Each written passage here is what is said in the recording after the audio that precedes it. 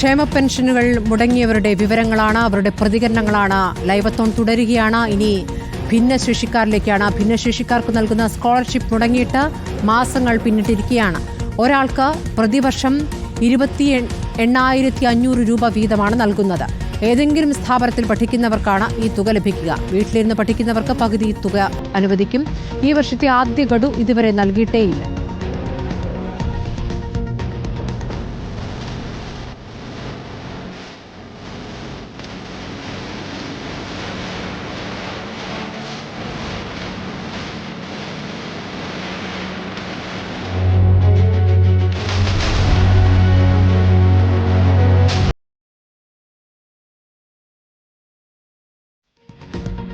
Pension ഇപ്പോൾ 4 മാസമായി പെൻഡിങ്ങിലുണ്ട്. പിന്നെ ആശ്വാസകിരണം തീരെ കിട്ടുന്നില്ല. സ്കോളർഷിപ്പ് ആണെങ്കിലും മുടങ്ങിക്കിടക്കുകയാണ്. മോനിപ്പോൾ 9 വയസ്സായി. കുന്നമംഗലം UP സ്കൂളിലാണ് പഠിക്കുന്നത്. ഓൻ്റെ അടുത്ത് ഞാനിരിക്കലാണ്. ഫോൻ അവിടെ ഇരുത്തി പോകുന്നതാണ്.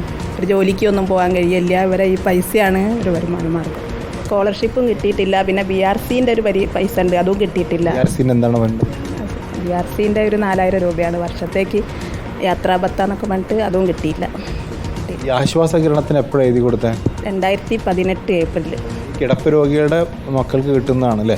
അല്ല, കിടപ്പ് രോഗികൾ കൂട്ടിരിപ്പുകാർക്ക് കിട്ടുന്നതാണ്. ഫുൾ ടൈം ഒരു സേവനം ആവശ്യമുള്ള രക്ഷിതാക്കൾക്ക് കിട്ടുന്നതാണ്. അപ്പോൾ ആശ്വാസകിരണം 2 വർഷമായിട്ട് പെൻഡിങ്ങിലാണ്. സ്കോളർഷിപ്പ് എന്ന് പറഞ്ഞാൽ ഈ കഴിഞ്ഞ വർഷം 4000 രൂപ ഇവൻ്റെ കട്ട് ചെയ്താണ്. ഞാനത് ചോദിച്ചവൻ പറഞ്ഞത് ബഡ്സ് സ്കൂളിലെ കുട്ടികൾക്ക് 4000 കുറവ്. അതെന്താണ് കുറവ് എന്നുള്ള നമുക്ക് അറിയണമല്ലോ. അപ്പോൾ ഇവരാണെങ്കിൽ നടക്കാൻ പറ്റൂല.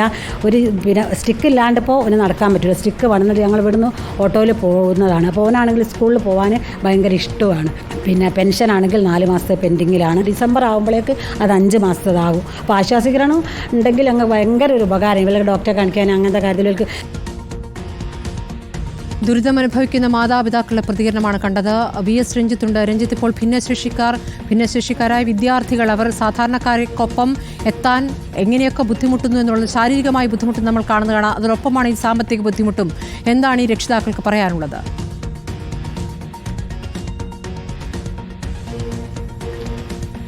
സ്മൃതി, ഈ ഭിന്നശേഷി കുട്ടികളുടെ കാര്യത്തിൽ ആ കുട്ടികൾ മാത്രമല്ല, ആ കുട്ടികൾക്കൊപ്പം ആ കുടുംബവുമാണ് അതിൽ ദുരിതം അനുഭവിക്കുന്നത്. കാരണം ഒരു ഭിന്നശേഷി കുട്ടി വീട്ടിലുണ്ടെങ്കിൽ ആ വീട്ടിലെ മാതാപിതാക്കളിൽ ഒരാളെങ്കിലും ആ കുട്ടിക്കൊപ്പം ചെലവഴിക്കേണ്ട സാഹചര്യമുണ്ട്.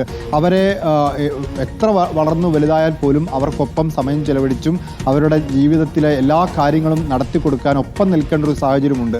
അതുകൊണ്ടാണ് ഈ കുട്ടികൾക്ക് ആശ്വാസകിരണം പദ്ധതി പ്രകാരം ഈ കുട്ടികളുടെ കൂട്ടിരിപ്പുകാരായിട്ടുള്ള മാതാപിതാക്കളിൽ ആർക്കെങ്കിലും ഒരാൾക്ക് ആശ്വാസകിരണം പദ്ധതി പ്രകാരമുള്ള പണം കൊടുക്കാറുള്ളത്. അത് ഇതുവരെ കൊടുത്തിട്ടുമില്ല. 2 വർഷമായി മുടങ്ങിക്കിടക്കുന്നു. മാത്രമല്ല പുതിയ അപേക്ഷകൾ സ്വീകരിക്കുകയും ചെയ്യുന്നില്ല. ഒപ്പം ഈ കുട്ടികൾക്ക്, പഠിക്കാൻ പോകുന്ന കുട്ടികൾക്ക് സ്കോളർഷിപ്പ് കൊടുക്കാറുണ്ട്. ആ സ്കോളർഷിപ്പും ഈ വർഷം മുടങ്ങിക്കിടക്കുന്നു. പല കുട്ടികൾക്കും സ്കോളർഷിപ്പുകൾ വെട്ടിച്ചുരുക്കുന്ന സാഹചര്യമുണ്ട്. അതേപോലെ തന്നെയാണ് ഈ ഭിന്നശേഷി കുട്ടികൾക്ക് കൊടുക്കുന്ന പെൻഷൻ എന്ന് പറയുന്നത്. ഈ പെൻഷനും മുടങ്ങിക്കിടക്കുകയാണ്. സ്കോളർഷിപ്പ് കൊടുക്കേണ്ടത് സ്വാഭാവികമായിട്ടും ഓരോ പഞ്ചായത്തുകളും തദ്ദേശ സ്ഥാപനങ്ങളുമാണ്. പക്ഷേ ആശ്വാസകിരണം പദ്ധതി പ്രകാരം പണം കൊടുക്കേണ്ടത് സാമൂഹിക ക്ഷേമ മിഷനാണ്. അപ്പോൾ ഈ സാമൂഹ്യ നീതി വകുപ്പിൻ്റെ ഭാഗത്ത് നിന്ന് കിട്ടേണ്ട ഒരു തുകയും കിട്ടുന്നില്ല. പഞ്ചായത്തുകൾ കൊടുക്കേണ്ട തുകയും കിട്ടുന്നില്ല. ഒപ്പം അവർക്ക് പെൻഷനും കിട്ടുന്നില്ല. ഇത്തരത്തിൽ വലിയ ദുരിതത്തിലാണ് ഈ ഭിന്നശേഷി കുട്ടികൾ. ഇവർക്ക് വേണ്ടി പ്രവർത്തിക്കുന്ന മനുഷ്യാവകാശ പ്രവർത്തകനായിട്ടുള്ള നൗഷാദ് തെക്കൽ അല്പം മുമ്പ് നമ്മോട് സംസാരിച്ചിരുന്നു. പല മാതാപിതാക്കളും ആത്മഹത്യയിലെ വക്കിലാണ് എന്ന് അദ്ദേഹം പറയുന്നു. കാരണം പലരും ഇത്തരത്തിൽ പരാതിയുമായി പഞ്ചായത്തുകളിലും ഓഫീസുകളിലും ഒക്കെ കയറി ഇറങ്ങുന്ന ഘട്ടത്തിൽ ഒരു മറുപടിയും ഉദ്യോഗസ്ഥരുടെ ഭാഗത്ത് നിന്ന് ഉണ്ടാവുന്നില്ല എന്നുള്ളതാണ്. 2 വർഷത്തോളം ആശ്വാസകിരണം മുടങ്ങുമ്പോൾ ഈ ആശ്വാസകിരണത്തിൻ്റെ തുക ഉപയോഗിച്ചിട്ടാണ് ഈ മാതാപിതാക്കൾ പലപ്പോഴും കുട്ടികളുടെ യാത്ര, ചികിത്സ തുടങ്ങിയ കാര്യങ്ങൾക്കൊക്കെ പണം ചെലവഴിക്കുന്നത്. അതുപോലെ തന്നെ ഈ കുട്ടികളുടെ പഠനം എന്ന് പറയുന്നത്, കുട്ടികളെ സ്കൂളിൽ പോകുന്നതും വരുന്നതും ഒക്കെ സാധാരണ കുട്ടികളെ പോലെ ബസ്സിൽ കയറാനോ നടന്നു പോകാനൊന്നും പറ്റില്ല. ഒന്നുകിൽ അവർക്ക് ഓട്ടോറിക്ഷ ഏർപ്പാടാക്കണം, അല്ലെങ്കിൽ ടാക്സികൾ ഏർപ്പാടാക്കണം. അത്തരത്തിലുള്ള സംവിധാനങ്ങളിലുള്ള യാത്രകൾ പോലും ബുദ്ധിമുട്ടിലാവുന്ന, യാത്രകൾ മുടങ്ങി വീട്ടിലിരിക്കേണ്ടി വരുന്ന കുട്ടികൾ പോലും ഉണ്ട് എന്നുള്ളതാണ് ഇത്തരത്തിലുള്ള മനുഷ്യാവകാശ പ്രവർത്തകരിൽ നിന്നൊക്കെ നമുക്ക് മനസ്സിലാക്കാൻ സാധിക്കുന്നത്.